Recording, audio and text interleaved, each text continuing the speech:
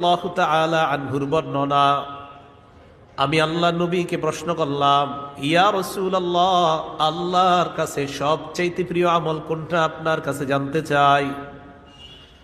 নবীজি জবাব দিলেন, আসসালাতু আলা ওয়াক্তিহা, সময় মতো নামাজ পড়া আল্লাহর কাছে সবচেয়ে প্রিয় আমল।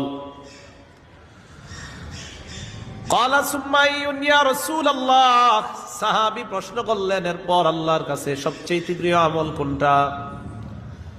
নবীজি জবাব দিলেন, বিররুল ওয়ালিদাইন, পিতা মাতার প্রতি সৎ আচরণ করা। ক্বালা সুম্মা আইয়ুন ইয়া রাসূলুল্লাহ, সাহাবী প্রশ্ন করলেন, এরপর সবচাইতে আল্লাহর কাছে প্রিয় আমল কোনটা। নবীজি বললেন, আল জিহাদু ফি সাবিলিল্লাহ, আল্লাহর রাস্তায় জিহাদ করা।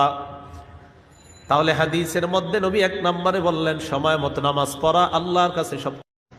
আব্দুল্লাহ ইবনে মাসউদ রাদিয়াল্লাহু তাআলা আনহুর বর্ণনা, আমি আল্লাহ নবীকে প্রশ্ন করলাম,